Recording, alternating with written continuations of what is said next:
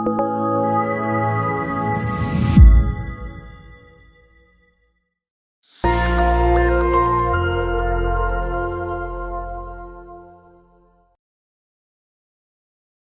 हम पढ़ेंगे संधि।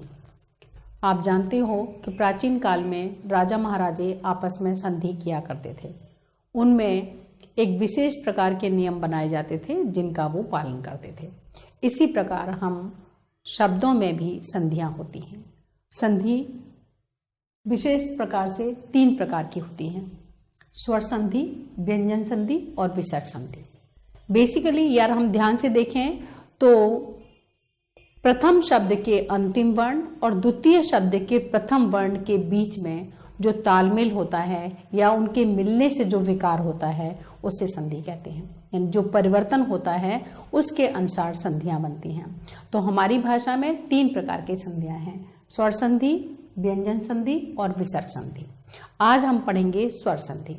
स्वर संधि यानी कि जो स्वरों के बीच में जो संधियां होती हैं उन्हें स्वर संधि कहते हैं।